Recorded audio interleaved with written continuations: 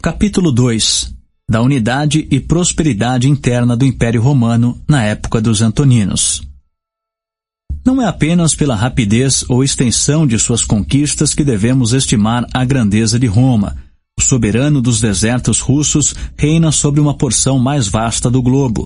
No 7º verão, após sua travessia do Helesponto, Alexandre plantou os troféus macedônicos nas ribas do Ipazes.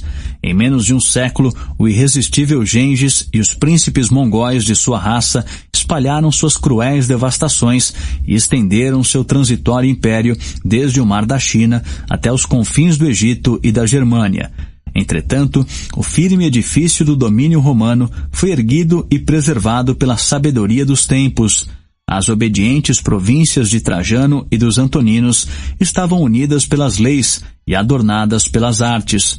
Podiam ocasionalmente sofrer os desmandos e as injustiças da autoridade delegada.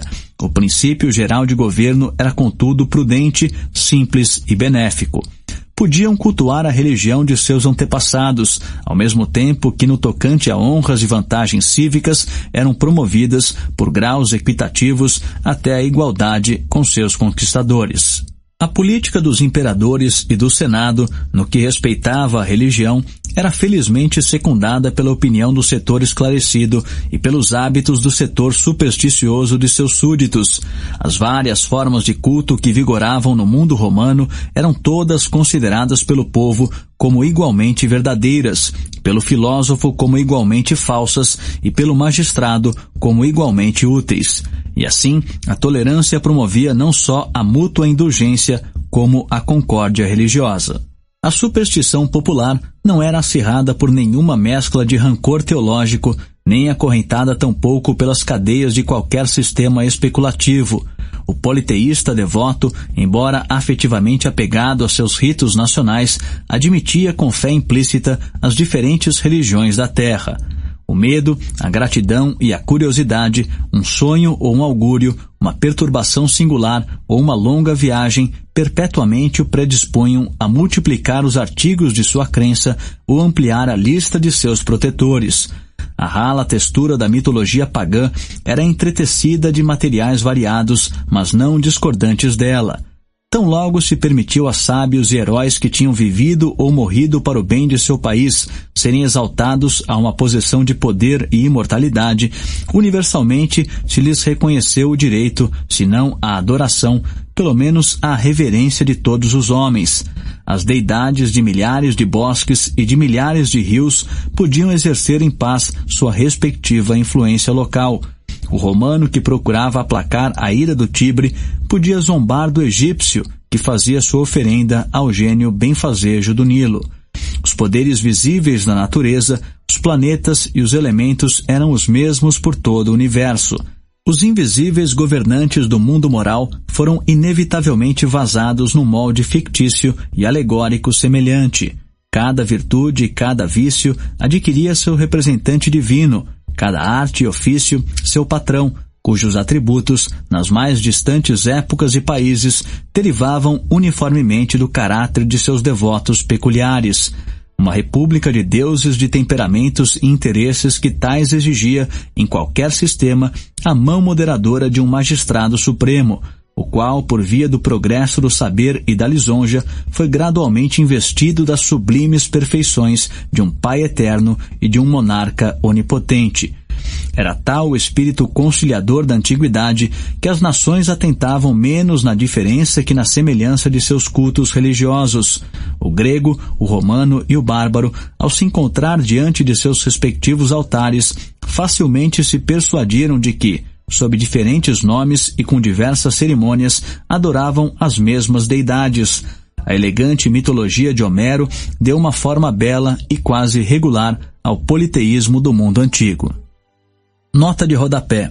Após 1 ou 2 séculos, os próprios gauleses aplicaram a seus deuses os nomes de Mercúrio, Marte, Apolo, etc. Os filósofos da Grécia deduziam sua moral antes da natureza do homem que da de Deus. Meditavam, contudo, na natureza divina como um tema assaz curioso e importante de especulação. Em suas profundas indagações, punham à mostra o vigor e a debilidade do entendimento humano. Das 4 escolas mais célebres, os estoicos e os platônicos forcejavam por reconciliar os interesses conflitantes da razão e da piedade. Deixaram-nos as provas mais sublimes da existência e das perfeições da causa primeira. Todavia, como lhes era impossível conceber a criação da matéria, o artesão na filosofia estoica não era suficientemente distinguido de sua obra, ao passo que o Deus espiritual de Platão e de seus discípulos semelhava contrariamente mais uma ideia que uma substância. As opiniões dos acadêmicos e dos epicuristas eram de índole menos religiosa, mas enquanto a modesta ciência dos primeiros os induzia à dúvida, a positiva ignorância dos últimos os incitava a negar a providência de um regente supremo. O espírito de indagação, instigado pela emulação e apoiado na liberdade, havia dividido os mestres públicos de filosofia numa porção de seitas antagônicas. No entanto, a cândida juventude que acorria de todas as partes a Atenas e outros centros de cultura do Império Romano era de igual modo ensinada por todas as escolas a rejeitar e desprezar a religião da turba. De fato, como seria possível a um filósofo aceitar como verdades divinas as ociosas fábulas dos poetas e as incoerentes tradições da antiguidade, ou então adorar como deuses aqueles seres imperfeitos que ele deveria ter desprezado como homens? Contra tais indignos adversários, Cícero condescendia em empregar as armas da razão e da eloquência, mas a sátira de Luciano era uma arma muito mais adequada e eficiente.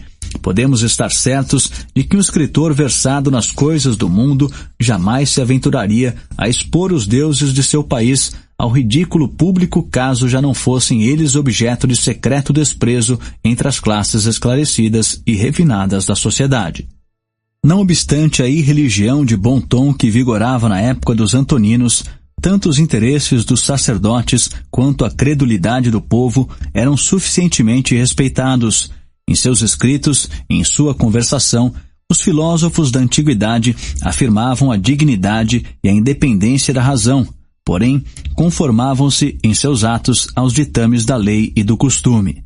Encarando com um sorriso de piedade e indulgência os variados erros do vulgo, praticavam diligentemente as cerimônias de seus maiores, frequentavam devotamente os templos dos deuses e, condescendendo por vezes em assumir um papel no teatro da superstição, ocultavam os sentimentos de um ateu por sob as vestes sacerdotais. Raciocinadores desse tipo dificilmente se mostram propensos a altercar no tocante às suas respectivas maneiras de fé ou de culto.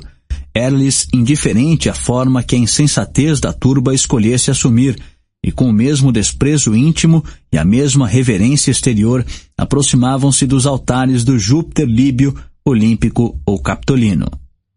Não é fácil conceber que motivos fizeram um espírito de perseguição introduzir-se nos conselhos romanos.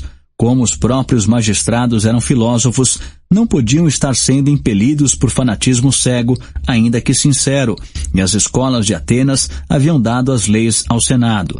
Não podiam estar sendo instigados por ambição ou cupidez, já que os poderes temporal e eclesiástico estavam unidos nas mesmas mãos. Os pontífices eram escolhidos entre os senadores mais ilustres, sendo o posto de supremo pontífice constantemente exercido pelos próprios imperadores. Eles estavam cônscios do valor e das vantagens da religião coligada ao governo civil. Encorajavam os festivais que humanizavam os costumes do povo, manejavam as artes divinatórias como um cômodo instrumento político e respeitavam como o mais firme dos vínculos sociais a útil convicção de que nesta ou numa vida futura o crime de perjúrio será inevitavelmente punido pelos deuses vingadores. Do mesmo modo como reconheciam as vantagens gerais da religião, estavam convictos de que os diversos tipos de culto contribuíam igualmente para os mesmos salutares propósitos e de que em cada país a forma de superstição que recebera a sanção do tempo e da experiência era a mais bem adaptada a seu clima e a seus habitantes. A cupidez e o bom gosto muito a miúde esbulhavam as nações vencidas das elegantes estátuas de seus deuses e dos ricos ornamentos de seus templos. Todavia, no exercício da religião que tinham recebido de antepassados, podiam elas sempre contar com a indulgência ou até mesmo a proteção de seus conquistadores romanos. A província da Gália apenas parece, ser uma exceção dessa universal tolerância. Valendo-se do especioso pretexto de abolir os sacrifícios humanos, os imperadores Tibério e Cláudio extinguiram a perigosa autoridade dos druidas, muito embora os próprios sacerdotes, seus deuses e altares tivessem subsistido em pacífica obscuridade até a destruição final do paganismo. Roma, a capital de uma grande monarquia, vivia o tempo todo repleta de súditos e forasteiros das várias partes do mundo, aos quais era facultado introduzir e cultivar as superstições favoritas de seus países de origem. Cada cidade do império estava justificada no empenho de manter a pureza de suas antigas cerimônias, e o Senado romano, fazendo uso do privilégio comum, intervinha por vezes a fim de deter tal inundação de ritos estrangeiros. As crendices egípcias, de todas as mais desprezíveis e abjetas, eram frequentemente proibidas.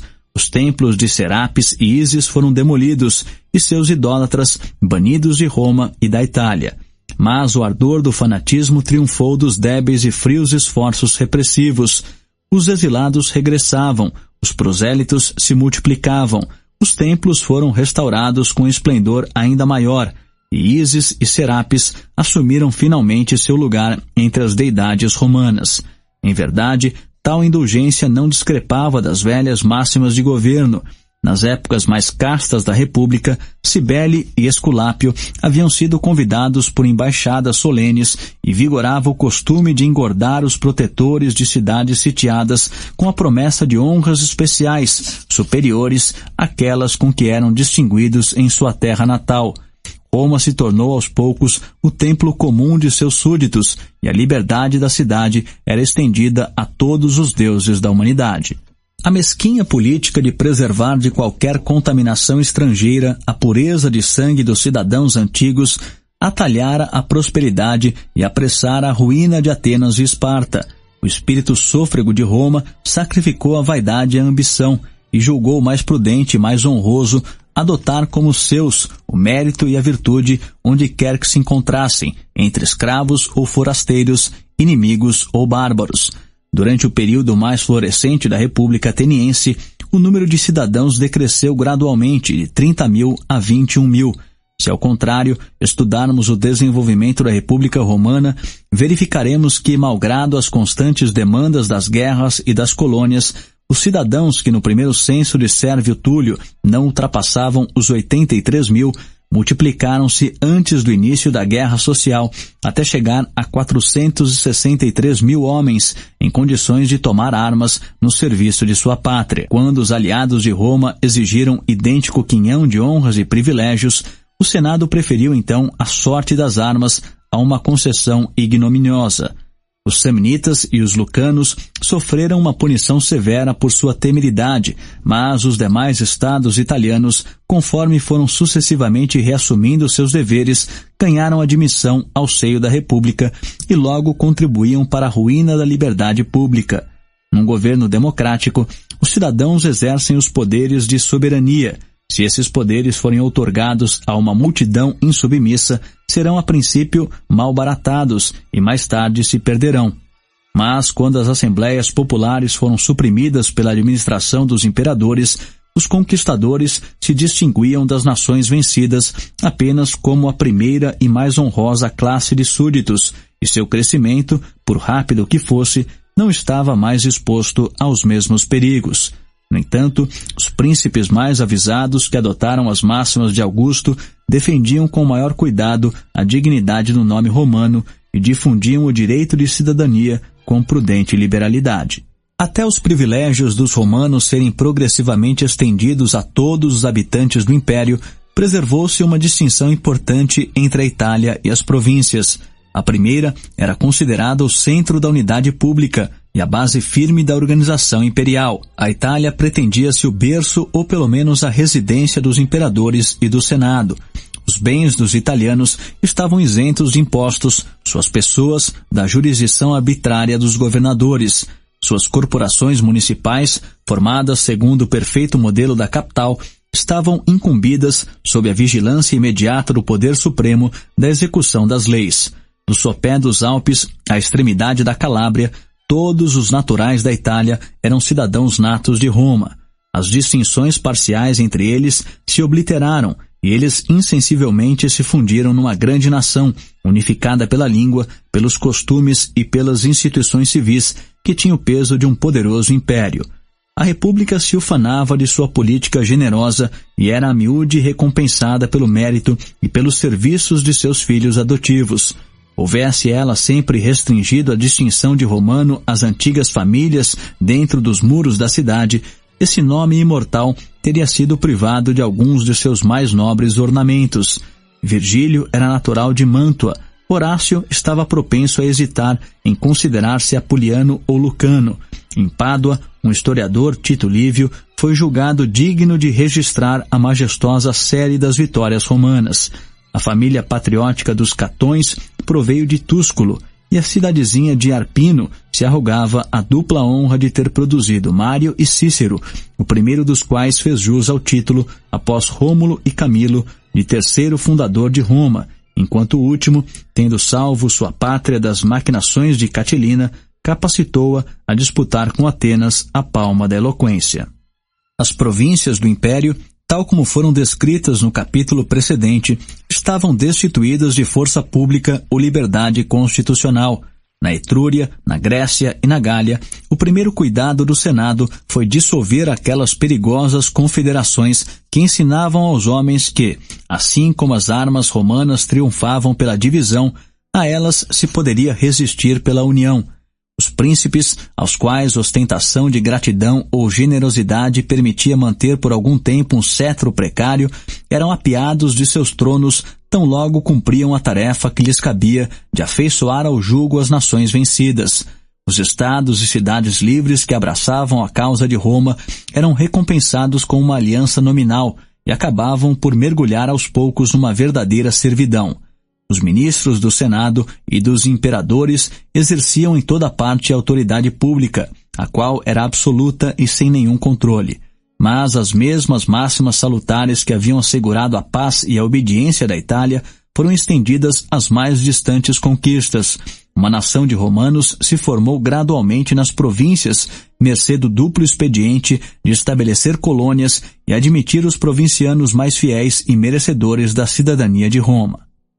Onde quer que os romanos conquistem, aí se fixam. É uma observação muito justa de Sêneca, confirmada pela história e pela experiência. Os naturais da Itália, seduzidos pelo prazer ou pelo interesse, se apressavam a desfrutar as vantagens da vitória. E cabe observar que cerca de 40 anos após a submissão da Ásia, 80.000 romanos foram trucidados num só dia por ordem cruel de Mitrídates. Nota de rodapé.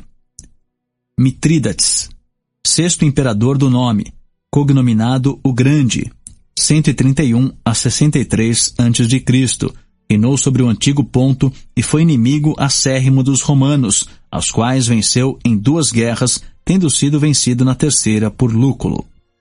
Esses exilados voluntários ocupavam-se em sua maioria do comércio, da agricultura e do arrendamento de impostos. Todavia, depois de os imperadores tornarem permanentes as legiões, as províncias passaram a ser habitadas por uma raça de soldados e os veteranos, quer recebessem a recompensa de seus serviços em terra ou em dinheiro, fixavam-se habitualmente com suas famílias no país onde haviam honrosamente passado a juventude.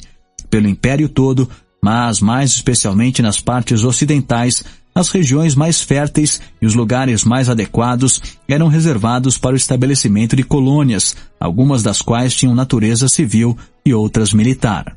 Em seus costumes e em sua política interna, as colônias eram uma imagem perfeita de sua grande pátria-mãe, e como logo se tornavam caras aos naturais pelos laços de amizade e aliança, difundiram de modo efetivo o respeito pelo nome romano e o desejo, raras vezes desapontado, de partilhar-lhe no devido tempo as honras e as vantagens. As cidades autônomas insensivelmente se igualaram na eminência e no esplendor às colônias, e no reinado de Adriano se discutia qual das condições era preferível, se a das sociedades que tinham surgido do seio de Roma ou a das que nele tinham sido recebidas. O direito do Lácio, como era chamado, conferia às cidades a que fora outorgado privilégios especiais.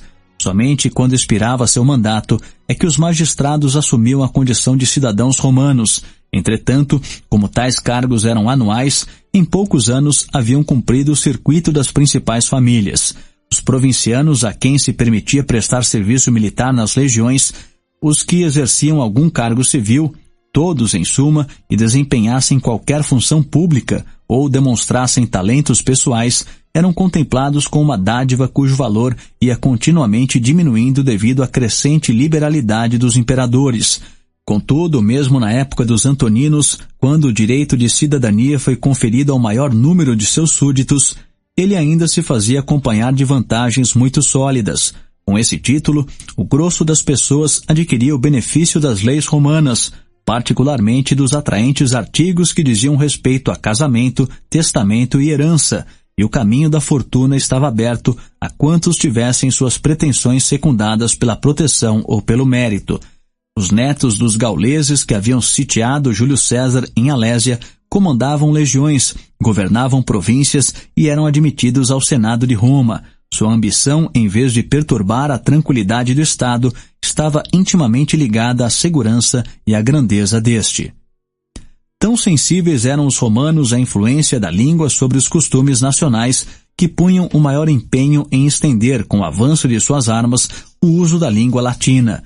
Os antigos dialetos da Itália, o sabino, o etrusco e o veneziano, caíram em esquecimento. Nas províncias, porém, o Oriente se mostrava menos dócil do que o Ocidente à voz de seus preceptores vitoriosos.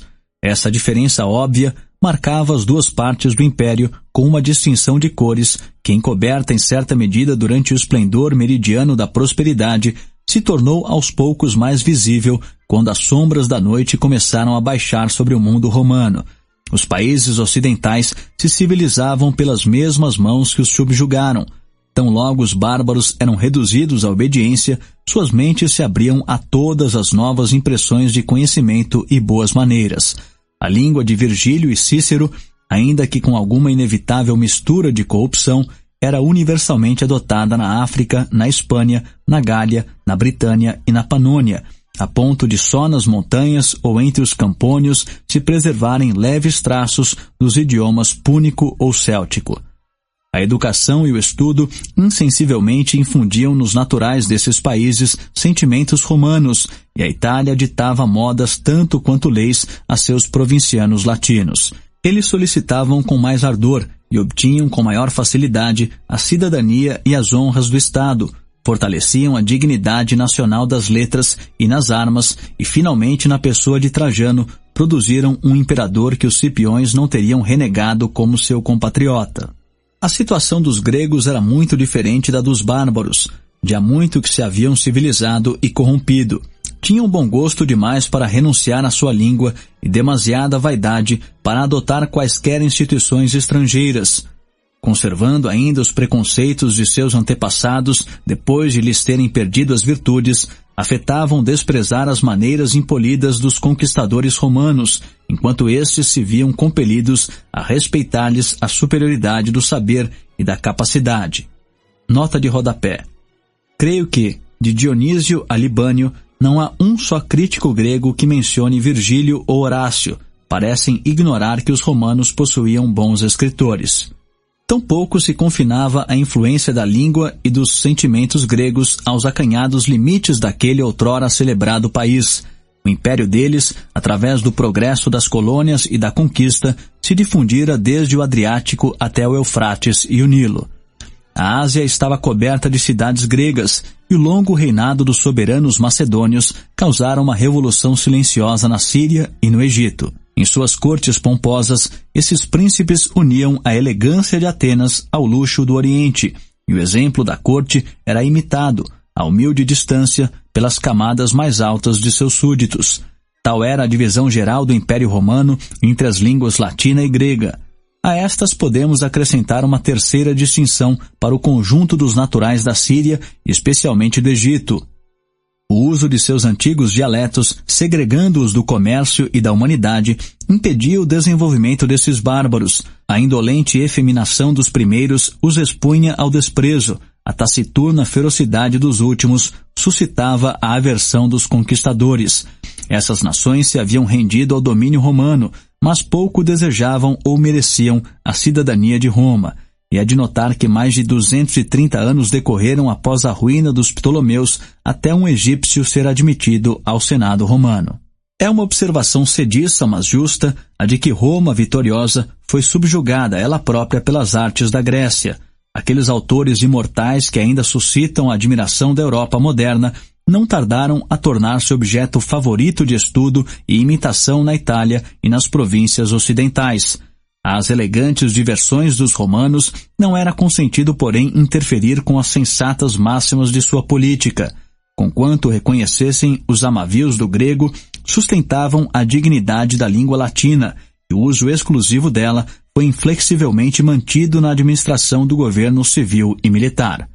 Nota de rodapé. O imperador Cláudio privou de seus direitos um grego eminente porque ele não compreendia latim.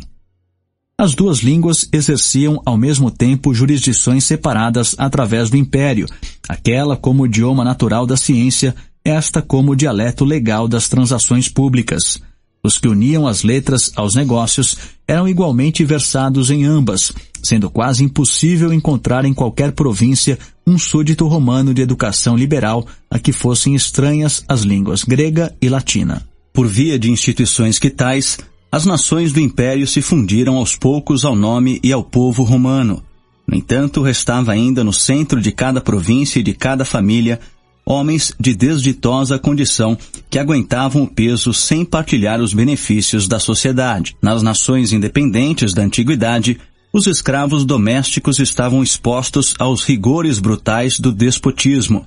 O perfeito estabelecimento do Império Romano foi precedido de épocas de violência e de rapina. Os escravos consistiam, na maior parte, em cativos bárbaros capturados aos milhares no azar da guerra, comprados a preço vil, habituados a uma vida de independência e impacientes de romper os grilhões, assim como de vingar-se deles. Nota de rodapé. No acampamento de Lúculo, um boi era vendido por 1 dracma e um escravo por 4 dracmas, ou cerca de 3 xelins. Contra tais inimigos internos, cujas desesperadas insurreições mais de uma vez levaram a República à beira da destruição, os regulamentos mais severos e o tratamento mais cruel pareciam quase justificados pela lei magna da autopreservação. Mas quando as principais nações da Europa, da Ásia e da África se unificaram sob as leis de um só soberano, a fonte de suprimentos estrangeiros passou a fluir com muito menos abundância, e os romanos ficaram reduzidos ao método mais brando, porém mais tedioso, da propagação. Em suas famílias numerosas e particularmente em suas propriedades rurais, encorajavam o casamento de escravos. Os sentimentos naturais, os hábitos da educação e a posse de alguma espécie de propriedade dependente aliviavam as durezas da servidão. A vida de um escravo se tornou objeto de maior valor, embora a felicidade dele dependesse ainda do temperamento e das condições de seu amo. A humanidade deste, em vez de se restringir pelo temor, foi encorajada pela consciência de seu interesse próprio. O progresso dos costumes acelerou-se pela virtude ou pela política dos imperadores, e os éditos de Adriano e dos Antoninos estenderam a proteção das leis à parte mais abjeta do gênero humano. O direito de vida e morte sobre os escravos, poder havia muito exercido e a miúde abusivamente, foi retirado de mãos privadas e reservado apenas aos magistrados.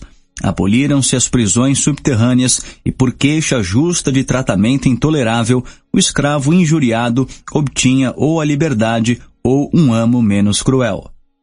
A esperança, conforto melhor de nossa imperfeita condição, não era negada ao escravo romano, e caso ele tivesse alguma oportunidade de tornar-se útil ou agradável, poderia muito naturalmente esperar que a diligência ou a fidelidade de uns poucos anos fosse recompensada com o inestimável dom da liberdade. A benevolência do amo era com tanta frequência espicaçada pelos estímulos mais vis da vaidade e da cupidez, que as leis verificaram ser necessário antes restringir do que encorajar uma profusa e indiscriminada liberalidade capaz de degenerar em perigoso abuso.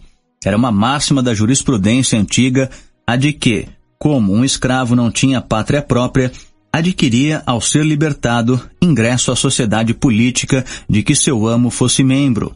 As consequências dessa máxima teriam prodigalizado, aviltando-os os privilégios da cidadania romana a uma turba reles e promíscua. Cuidou-se, portanto, de estabelecer algumas exceções oportunas. Tão honrosa distinção ficou confinada àqueles escravos que, por causas justas e com aprovação do magistrado, merecessem receber uma solene e legal manumissão. Mesmo esses libertos escolhidos obteriam apenas os direitos privados de cidadão, ficando rigorosamente excluídos das honras civis ou militares. Qualquer que pudesse ser o mérito ou a fortuna de seus filhos, eles seriam considerados de igual modo indignos de uma cadeira no Senado. Tampouco se permitia que os traços de uma origem servil se obliterassem antes da terceira ou da quarta geração. Sem destruir as distinções hierárquicas, uma distante perspectiva de liberdade e honras era oferecida mesmo àqueles que o orgulho e o preconceito quase desdenhavam contar na espécie humana. Propôs-se a certa altura discriminar os escravos por via da peculiaridade de seus hábitos. Percebeu-se com justeza, porém, que poderia haver certo perigo em torná-los cônscios de seu próprio número. Sem interpretar rigorosamente ao pé da letra as designações vagas de legiões e miríades, podemos aventurar-nos a estimar que a proporção de escravos avaliados como propriedade era mais considerável do que a de servos computáveis tão só como despesa.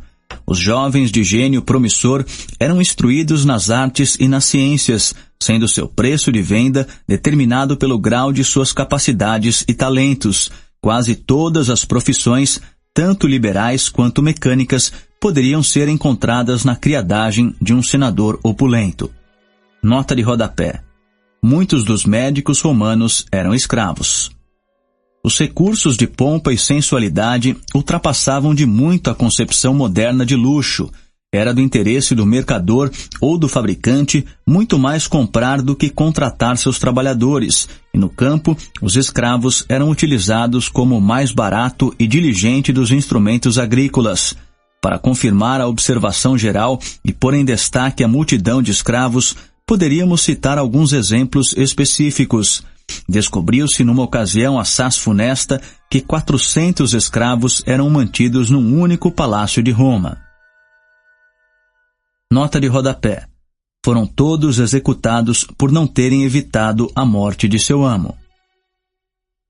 Número igual de 400 escravos pertencia a uma propriedade rural de que uma viúva africana de condição muito particular abriu mão em favor de seu filho, ao passo que reservava para si um quinhão bem maior de propriedade. Um liberto no reinado de Augusto, conquanto sua fortuna tivesse sofrido grandes perdas nas guerras civis, deixou ao morrer 3.600 juntas de bois, 250.000 cabeças de gado miúdo e o que quase se incluía na descrição de gado, 4.116 escravos. O número de súditos que reconheciam as leis de Roma entre cidadãos, provincianos e escravos não pode ser fixado com o grau de precisão que a importância do assunto mereceria. Sabe-se que quando o imperador Cláudio exercia o cargo de censor, chegou a uma estimativa de 6.945.000 cidadãos romanos, e mais a proporção de suas mulheres e crianças devia somar cerca de 20 milhões de almas. A multidão de súditos de categoria inferior era incerta e flutuante, mas após ponderar-se com atenção toda circunstância capaz de influenciar a estimativa, parece provável que na época de Cláudio o número de provincianos era o dobro do de cidadãos, de ambos os sexos e de todas as idades, sendo o número de escravos pelo menos igual ao de habitantes livres do mundo romano. A soma total desse cálculo imperfeito chegaria a cerca de 120 milhões de pessoas, uma população cujo número excede a da Europa moderna e forma a mais numerosa sociedade jamais unificada sob o mesmo sistema de governo. A paz e a unidade internas eram as consequências naturais da política moderada e compreensiva adotada pelos romanos. Se voltarmos os olhos para as monarquias da Ásia, veremos o despotismo no centro e a fraqueza nas extremidades. a cobrança de impostos ou a administração de justiça reforçadas pela presença de um exército, bárbaros hostis estabelecidos no coração do país, sátrapas hereditários usurpando o domínio das províncias e súditos propensos à rebelião, embora incapazes de desfrutar a liberdade. No mundo romano, porém, a obediência era uniforme, voluntária e permanente. As nações vencidas, fundidas num só e grande povo, renunciavam à esperança, até mesmo ao desejo, de retomar sua independência e mal consideravam sua própria existência como distinta da existência de Roma. A autoridade estabelecida dos imperadores se difundia sem esforço por toda a vasta extensão de seu domínio e era exercida com a mesma facilidade tanto às margens do Tâmisa ou do Nilo quanto do Tibre. As legiões destinavam-se a combater o inimigo público e o magistrado civil raras vezes solicitava ajuda de força militar. Nesse estado de segurança generalizada, o lazer, bem como a opulência do príncipe e do povo, estavam devotados ao aperfeiçoamento e embelezamento do Império Romano. Dos inúmeros monumentos arquitetônicos construídos pelos romanos, quantos escaparam à notícia da história, quão poucos resistiram aos estragos do tempo e da barbárie. E todavia, mesmo as ruínas majestosas ainda espalhadas pela Itália e pelas províncias, bastariam para provar que tais países foram outrora a sede de um poderoso e refinado império. Só sua grandeza ou beleza já mereceriam nossa atenção. Elas se tornam, no entanto, mais interessantes em função de duas circunstâncias importantes que ligam a deleitosa história das artes à história mais utilitária dos costumes humanos. Muitas dessas obras foram erguidas às custas da iniciativa privada e quase todas visavam ao benefício público. É natural supor que o maior número de edifícios romanos de vulto foi erguido por imperadores que tinham a seu dispor ilimitados recursos de homens e de dinheiro. Augusto costumava jactar-se de que encontrara sua capital feita de alvenaria e a deixara feita de mármore. A estrita economia de Vespasiano foi a fonte de sua magnificência. As obras de Trajano trazem a marca de seu gênio. Os monumentos públicos com que Adriano ornou cada província do império foram executados não só sob suas ordens, mas também sob sua imediata supervisão. Ele próprio era um artista e amava as artes, que glorificavam a monarquia. Os antoninos também encorajaram as artes e contribuíam para a felicidade do povo. Ainda que fossem os primeiros, os imperadores não eram os únicos arquitetos de seus domínios. Imitavam-lhes o exemplo seus principais súditos, que não temiam declarar ao mundo terem espírito capaz de conceber e riqueza capaz de levar a cabo os mais nobres empreendimentos.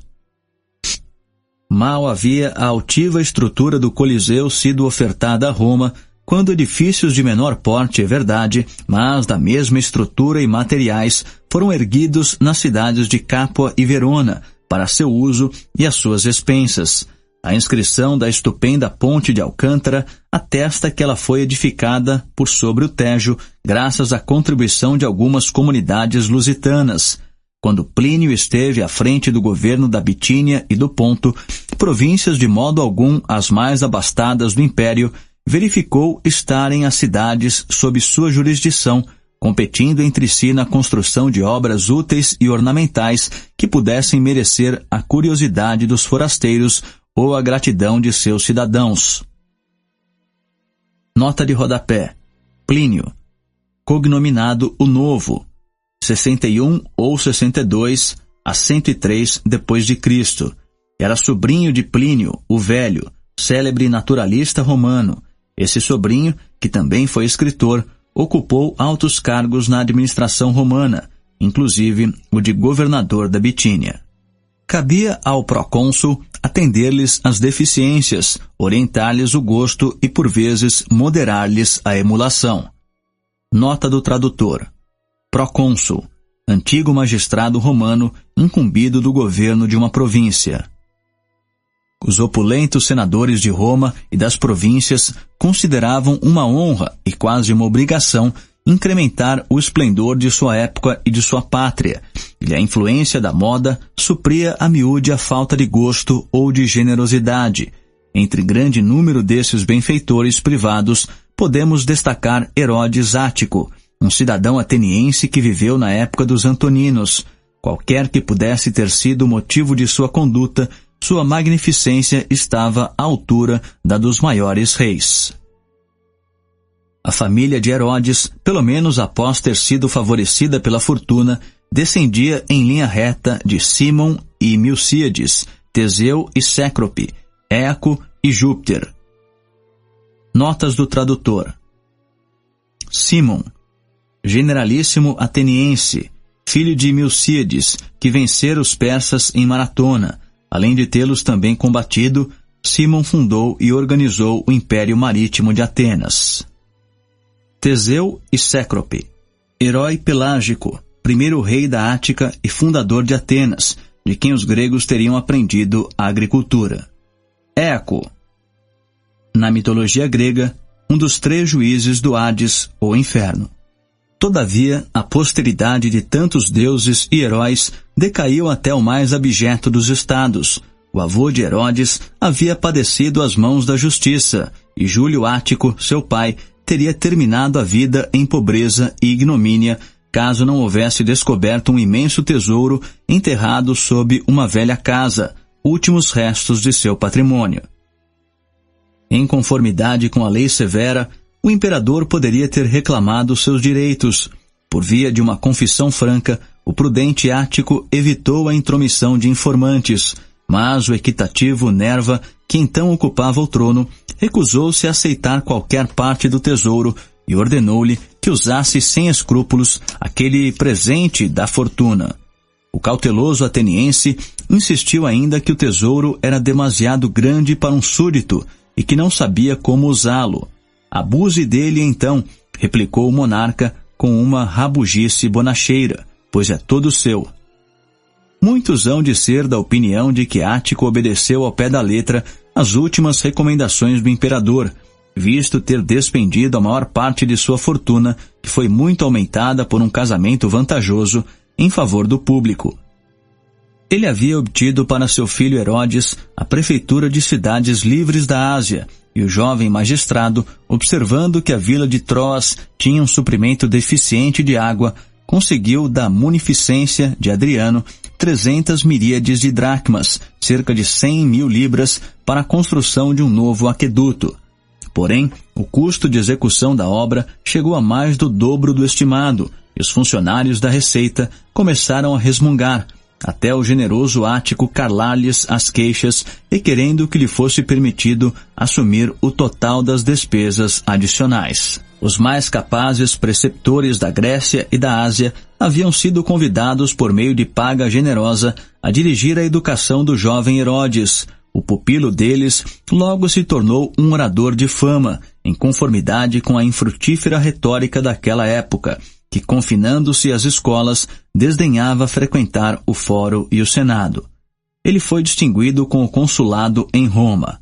A maior parte de sua vida, porém, passou-a num retiro filosófico em Atenas e em suas vilas circunvizinhas, permanentemente rodeado de sofistas que reconheciam sem relutância a superioridade de um rival abastado e generoso.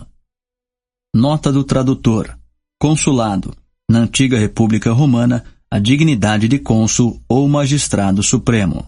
Os monumentos de seu gênio pereceram, mas algumas ruínas de vulto ainda preservam a fama de seu gosto e munificência, e viajantes modernos mediram os remanescentes do estádio por ele construído em Atenas. Tinha 180 metros de comprimento, fora construído inteiramente de mármore branco e era capaz de conter a maioria do povo. Sua construção levou 4 anos, quando Herodes presidia os Jogos Atenienses. À memória de sua esposa Regila, dedicou ele um teatro que dificilmente encontrava igual no Império. Nenhuma outra madeira a não ser cedro, caprichosamente esculpido, foi usada em todas as partes do edifício. O odeio, concebido por Péricles para apresentações musicais e ensaios de novas tragédias, havia sido um troféu da vitória das artes sobre a grandeza bárbara, de vez que o vigamento usado na construção consistia principalmente em mastros dos navios persas. Não obstante os reparos efetuados naquele antigo edifício por um rei da Capadócia, ele tornou a se deteriorar. Herodes restaurou-lhe a beleza e magnificência de outrora. Tampouco se confinava a liberalidade desse ilustre cidadão aos muros de Atenas. Os mais esplêndidos ornamentos aplicados ao templo de Netuno, no Istmo, um teatro em Corinto, um estádio em Delfos, um balneário nas Termópilas e um aqueduto em Canúzio, na Itália, não chegaram a exaurir-lhe as riquezas. O povo de Épiro, Tessália, Euboéia, Beócia e Peloponeso recebeu-lhe os favores, e muitas inscrições em cidades da Grécia e da Ásia agradecidamente nomeiam Herodes Ático como seu patrono e benfeitor. Nas repúblicas de Atenas e Roma, a modesta simplicidade das casas particulares anunciava a igualdade de cidadania, enquanto a soberania do povo estava representada nos majestosos edifícios destinados a uso público. O espírito republicano não foi de todo extinto pela introdução da opulência e da monarquia. Era nas obras em prol da honra e do bem-estar nacionais que os imperadores de maior virtude escolhiam mostrar sua magnificência. O dourado palácio de Nero suscitou uma justa indignação, mas a vasta extensão de terreno usurpada por seu luxo egoísta foi ocupada de modo mais nobre nos reinados ulteriores pelo Coliseu, pelas termas de Tito, pelo pórtico de Cláudio e pelos templos dedicados à deusa da paz e ao gênio de Roma. Tais monumentos de arquitetura, propriedade do povo romano, eram adornados com as mais belas produções da pintura e escultura gregas, sendo que no Templo da Paz, uma biblioteca muito seleta estava ao dispor da curiosidade dos doutos. A pequena distância dali ficava o Fórum de Trajano. Rodeava-o um pórtico imponente na forma de quadrângulo, em que 4 arcos triunfais constituíam a nobre e espaçosa entrada. No centro se erguia uma coluna de mármore, cuja altura de 33 metros denotava a elevação da colina de onde havia sido talhada. Essa coluna, que ainda subsiste em sua antiga beleza, mostrava uma representação fiel das vitórias dácias de seu fundador. O soldado veterano contemplava ali a história de suas próprias campanhas, e levado pela fácil ilusão da vaidade nacional, o cidadão pacífico se associava igualmente às honras do triunfo.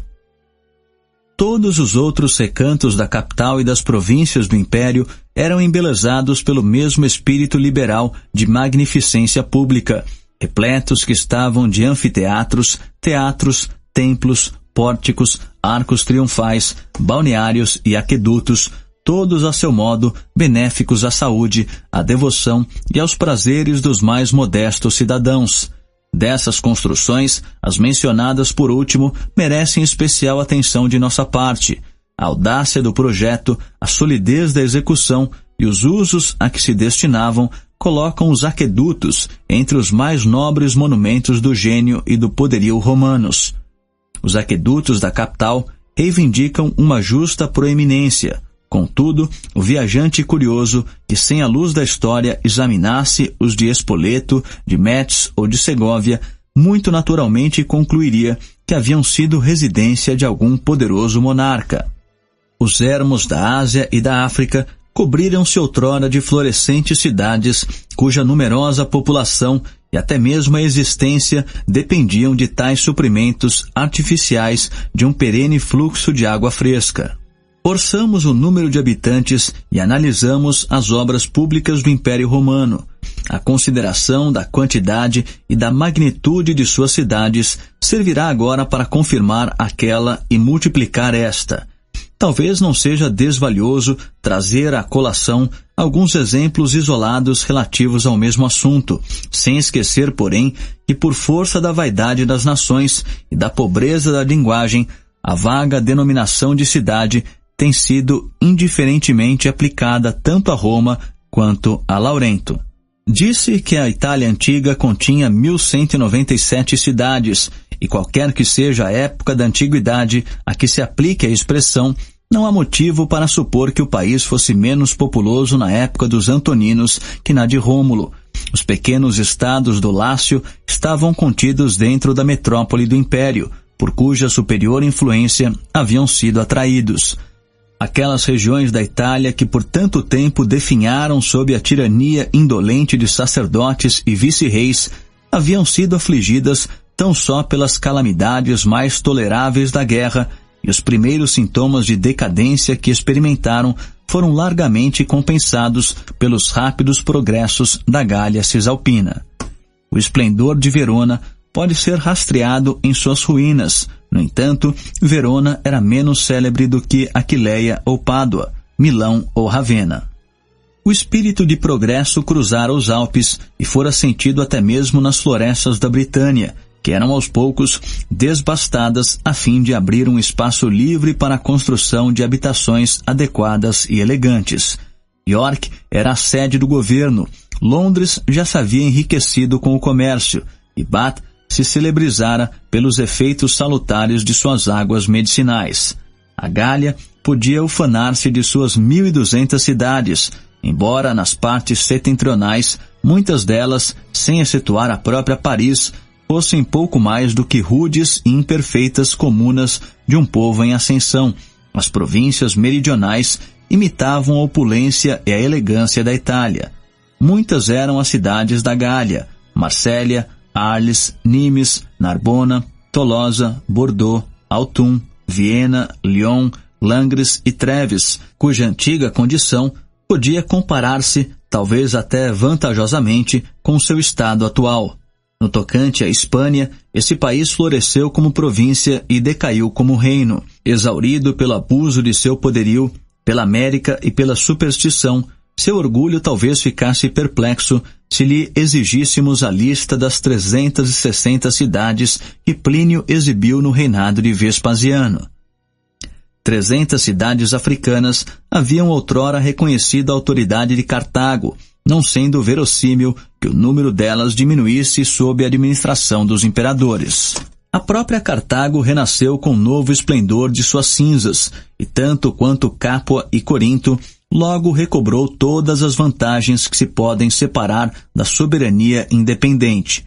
As províncias do Oriente apresentam um contraste entre a magnificência romana e a barbárie turca. As ruínas da antiguidade espalhadas por campos sem cultivo e atribuídas pela ignorância a poderes mágicos mal oferecem um abrigo ao campônio oprimido ou ao árabe errante. No reinado dos Césares, a Ásia propriamente dita contava 500 cidades populosas, enriquecidas de todos os dons da natureza e adornadas de todos os refinamentos da arte. 11 cidades da Ásia disputaram em tempos idos a honra de consagrar um templo a Tibério, e os méritos de cada uma foram examinados pelo Senado. Este rejeitou 4 delas por não estarem à altura do encargo, entre as quais Laodiceia, cujo esplendor ainda ressalta de suas ruínas.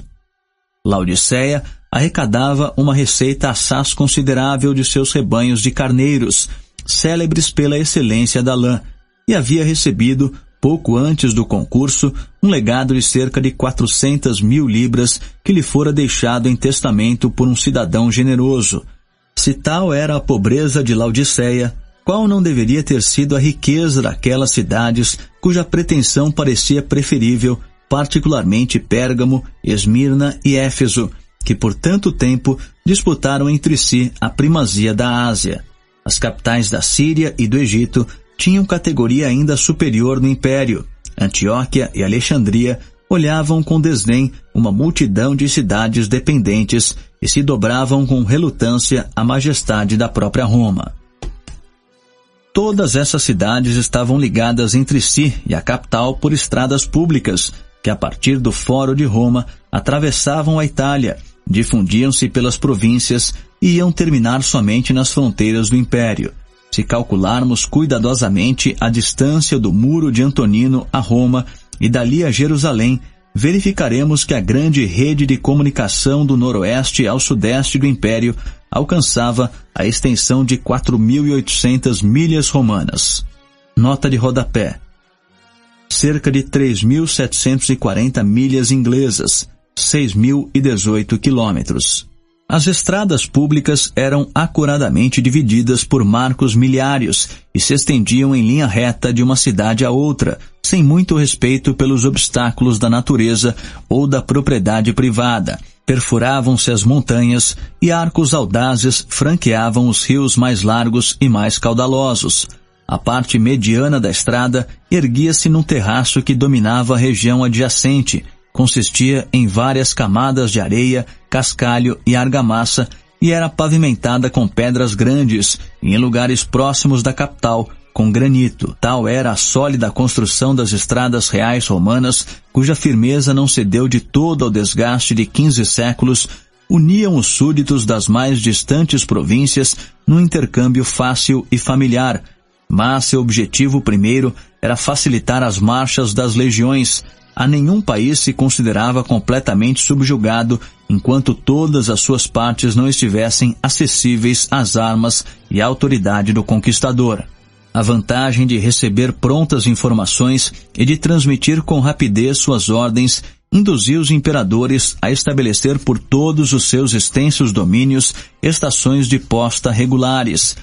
Casas eram edificadas por toda parte, a distância de apenas 8 ou 9 metros uma da outra. Cada uma delas era constantemente provida de 40 cavalos e com a ajuda dessas mudas era fácil viajar uma centena de quilômetros por dia ao longo das estradas romanas. Facultava-se o uso de estações de posta àqueles que as requisitassem por mandado imperial, conquanto originariamente destinadas ao serviço público, por vezes se condescendia fossem utilizadas para os negócios ou conveniências de cidadãos particulares. As comunicações do Império Romano não eram menos livres e desimpedidas por mar do que por terra. As províncias circundavam e fechavam o Mediterrâneo, e a Itália, com sua forma de imenso promontório, avançava até o meio desse grande lago. As costas italianas carecem no geral de ancoradouros seguros, mas a indústria humana cuidou de corrigir as deficiências da natureza. O porto artificial de Ostia, particularmente situado na foz do Tibre e mandado construir pelo imperador Cláudio, foi um útil monumento da grandeza romana. Desde esse porto, distante apenas 26 quilômetros da capital, uma brisa favorável frequentemente conduzia os navios em apenas 7 dias até as colunas de Hércules e em 9 ou 10 até Alexandria, no Egito. Quaisquer que sejam os males imputados pela razão ou pela retórica aos impérios extensos, o poderio de Roma trouxe algumas consequências benéficas à humanidade, e a mesma liberdade de intercâmbio que disseminou os vícios difundiu igualmente os melhoramentos da vida social. Nas épocas mais remotas da antiguidade, o mundo estava dividido de forma desigual. O Oriente detinha a posse imemorial das artes e do luxo, ao passo que o Ocidente era habitado por bárbaros rudes e belicosos, os quais ou desdenhavam a agricultura ou a desconheciam totalmente.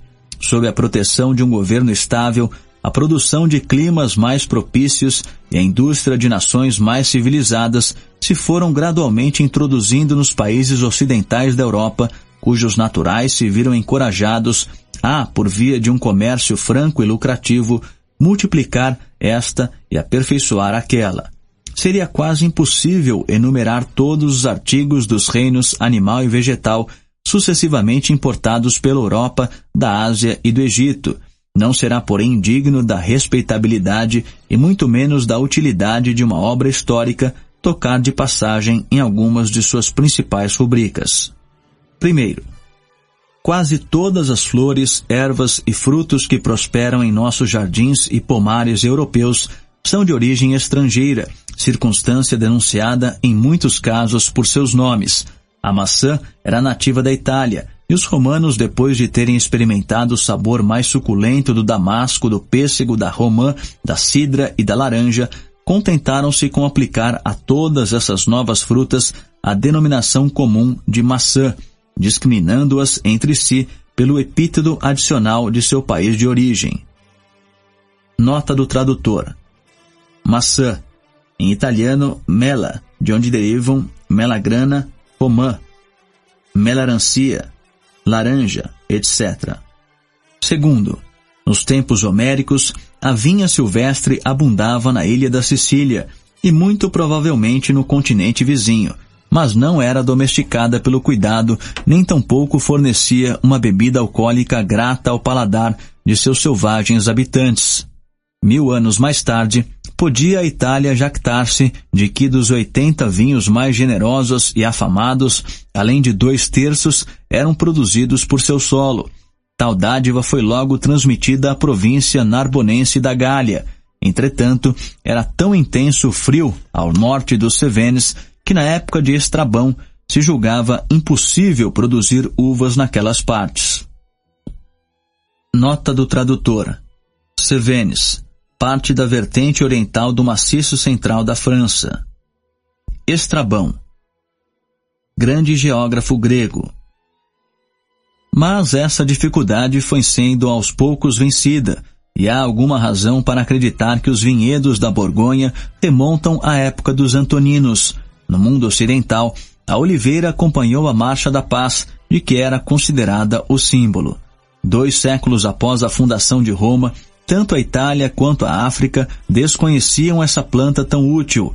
Ela se naturalizou nos ditos países e por fim chegou até o coração da Espanha e da Gália.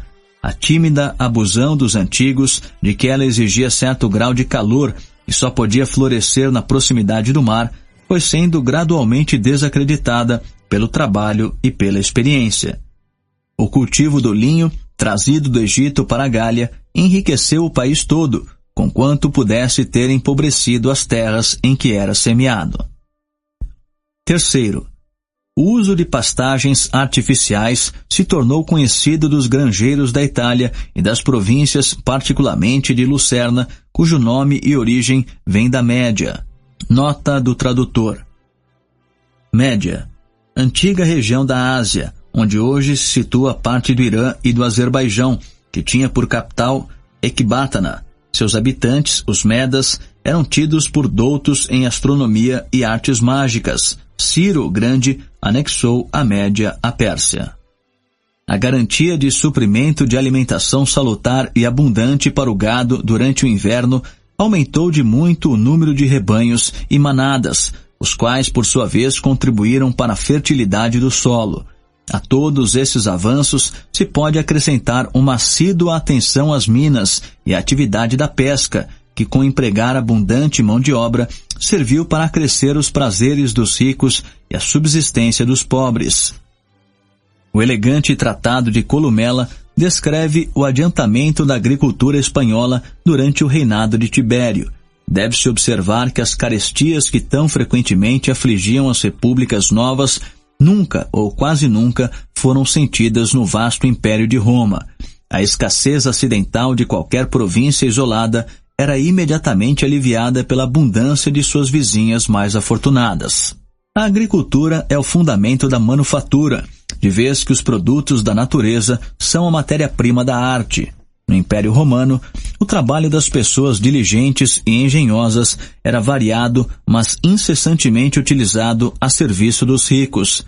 Em seu vestuário, em sua mesa, em suas casas e em seu mobiliário, os favoritos da fortuna combinavam todos os refinamentos da comodidade, da elegância e da pompa, tudo quanto pudesse lisonjear-lhes o orgulho ou satisfazer-lhes a sensualidade.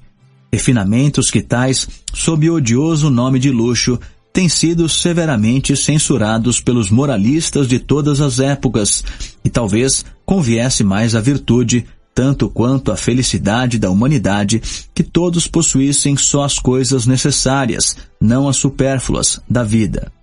Mas na atual condição imperfeita da sociedade, o luxo, conquanto possa advir do vício ou da estultícia, parece ser o único meio capaz de corrigir a desigual distribuição da propriedade. O obreiro diligente e o artífice engenhoso, que não obtiveram quinhão algum na repartição da terra, recebem um tributo voluntário dos proprietários rurais, e estes se veem instigados por uma questão de interesse a desenvolver suas propriedades a fim de, com a produção delas, poder adquirir prazeres adicionais. Esse processo, cujos efeitos específicos são perceptíveis em toda a sociedade, atuava com vigor muito mais difuso no mundo romano. As províncias teriam sido em pouco exauridas de suas riquezas se as manufaturas e o comércio de artigos de luxo não fossem aos poucos devolvendo aos súditos industriosos as somas que lhes haviam sido extorquidas pelas armas e pela autoridade de Roma. Na medida em que a circulação se confinava aos limites do império, ela imprimia à máquina política um novo grau de atividade, e suas consequências, por vezes benéficas, não deveriam jamais tornar-se perniciosas.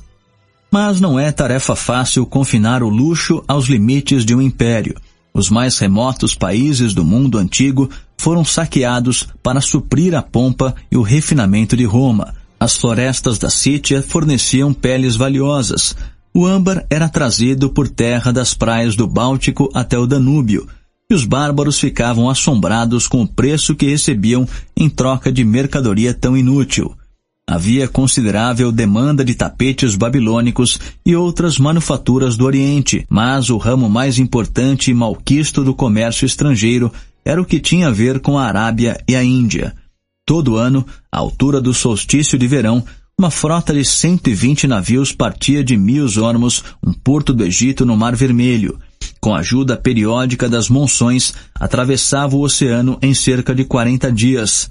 A costa do Malabar e a ilha do Ceilão eram o termo usual de sua navegação, e nesses mercados, os mercadores dos mais remotos países da Ásia aguardavam-lhe a chegada. O regresso da frota ao Egito era fixado para os meses de dezembro ou janeiro, e tão logo sua preciosa carga tivesse sido transportada no lombo de camelos do Mar Vermelho ao Nilo, descendo o rio até Alexandria, era despejada sem tardança na capital do Império. As mercadorias do tráfico oriental eram esplêndidas e frívolas. Seda, 1 libra da qual valia 1 libra de ouro, pedras preciosas, entre as quais a pérola ocupava o primeiro lugar depois do diamante, e uma porção de substâncias aromáticas consumidas no culto religioso e na pompa dos funerais. Compensava as fadigas e os perigos da viagem um lucro quase inacreditável. Tal lucro, porém, se fazia às custas dos súditos romanos, e uns poucos indivíduos enriqueciam em detrimento do público. Como os naturais da Arábia e da Índia se contentavam com os produtos e manufaturas de seus próprios países, a prata, de parte dos romanos, era o principal, se não o único instrumento de comércio. Uma queixa digna da gravidade do Senado era a de que, na aquisição de ornamentos femininos, a riqueza do Estado ia irremediavelmente parar nas mãos de nações estrangeiras e hostis. Um autor, Plínio, de índole inquiridora, mas severa, calcula a perda anual como superior a 800.000 libras esterlinas. Tal espécie de descontentamento remoía a sombria perspectiva de uma pobreza iminente. Entretanto, se compararmos a cotação do ouro com a da prata no tempo de Plínio, com a fixada no reinado de Constantino, verificaremos ter havido nesse período um aumento assaz considerável. Não há nenhuma razão para supor que o ouro se houvesse tornado mais escasso. É evidente que foi a prata que se tornou mais comum, que qualquer que tivesse sido o montante das exportações indianas e árabes, elas estavam longe de esgotar a riqueza do mundo romano, e que a produção das minas atendia abundantemente às demandas do comércio. Não obstante a propensão da humanidade a exaltar o passado e depreciar o presente, o estado de calma e prosperidade do Império era calorosamente sentido e francamente confessado tanto pelos provincianos quanto pelos romanos. Eles reconheciam que os veros princípios da vida social, das leis, da agricultura e da ciência, inventados primeiramente pela sabedoria de Atenas, haviam sido firmemente implantados pelo domínio de Roma, sob cuja auspiciosa influência os bárbaros mais ferozes se tinham unificado sob um mesmo governo e uma língua comum. Afirmam que pelo desenvolvimento das artes, a espécie humana se multiplicou a olhos vistos. Celebram a crescente magnificência das cidades, a bela aparência dos campos, cultivados e enfeitados como um imenso jardim, e a longa festa da paz, desfrutada por tantas nações esquecidas de suas antigas animosidades e libertadas da apreensão de futuro perigo. Quaisquer que sejam as suspeitas suscitadas pelo tom retórico e declamatório que parece animar tais passagens, a substância delas concorda perfeitamente com a verdade histórica. Era quase impossível que os olhos dos contemporâneos fossem descobrir na felicidade pública as causas latentes da decadência e da corrupção. Essa longa paz e o governo uniforme dos romanos instilaram um lento e secreto veneno nos órgãos vitais do império. A mente dos homens aos poucos se reduziu ao mesmo nível, a chama do gênio morreu e até mesmo o espírito militar se evaporou. Os naturais da Europa eram denodados e robustos. A Espanha, a Gália, a Britânia e a Ilíria supriam as legiões com excelentes soldados e constituíam-se na verdadeira força da monarquia. Elas conservavam seu valor, mas não possuíam mais aquela coragem cívica que é nutrida pelo amor da independência, pelo senso da honra nacional, pela presença do perigo e pelo hábito do comando. Recebiam leis e governadores pela vontade de seu soberano e confiavam sua defesa a um exército mercenário. A posteridade de seus chefes mais intrépidos se contentava com a categoria de cidadãos e súditos. Os espíritos de maiores aspirações recorriam à corte ou ao estandarte dos imperadores, e as províncias desertadas, privadas de união ou força política, insensivelmente decaíam na lânguida indiferença da vida privada. O amor às letras, quase inseparável da paz e do refinamento, estava em moda entre os súditos de Adriano e dos Antoninos, que eram eles próprios homens cheios de erudição e curiosidade intelectual. Tal amor se difundia por toda a extensão de seu império. As tribos mais meridionais dos bretões tinham adquirido o gosto da retórica. Homero e Virgílio eram traduzidos e estudados às margens do Reno e do Danúbio, e as mais generosas recompensas andavam em busca dos mínimos vislumbres de mérito literário. Nota de rodapé.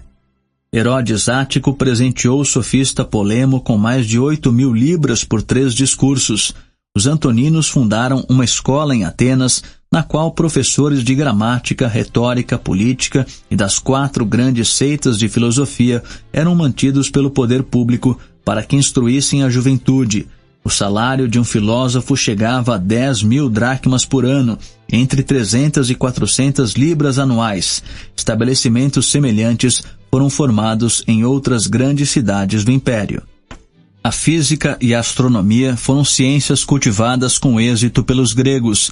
As observações de Ptolomeu e as obras de Galeno são estudadas por aqueles que lhes aperfeiçoaram as descobertas e lhes corrigiram os erros. Todavia, se excetuarmos o inimitável Luciano, aquela época de indolência passou sem ter produzido um único autor de gênio original ou que se avantajasse na arte da composição elegante.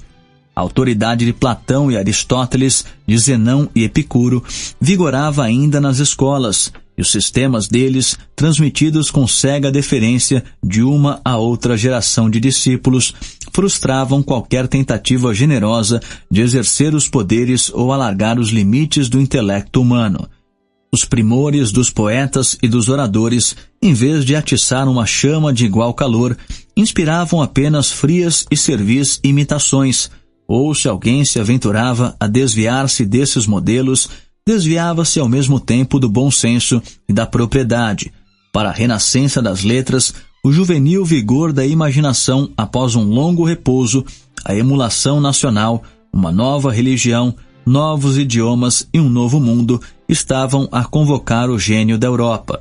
Mas os provincianos de Roma, disciplinados por uma educação uniforme, de índole artificial e estrangeira, deixavam-se envolver numa competição desigual com aqueles antigos audaciosos que, com expressar seus sentimentos genuínos em sua língua materna, já tinham ocupado todos os lugares de honra. O nome de poeta fora quase esquecido, o de orador era usurpado pelos sofistas.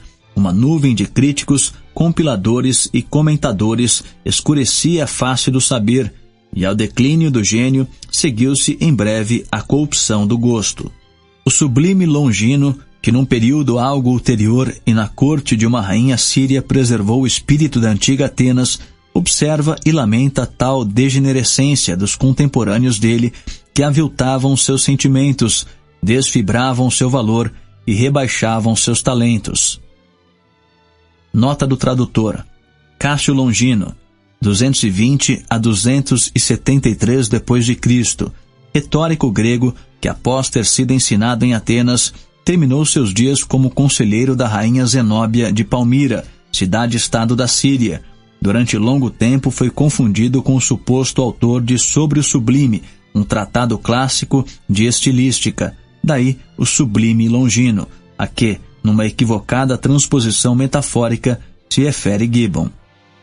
Da mesma maneira, diz ele, como certas crianças permanecem sempre anãs, em virtude de seus membros tenros haverem permanecido em confinamento por demais estreito, assim também nossas frágeis mentes, restringidas pelos prejuízos e hábitos de uma justa servidão, se tornam incapazes de expandir-se ou atingir aquela grandeza bem proporcionada que admiramos nos antigos, os quais, vivendo sob um governo popular, escreviam com a mesma liberdade com que agiam.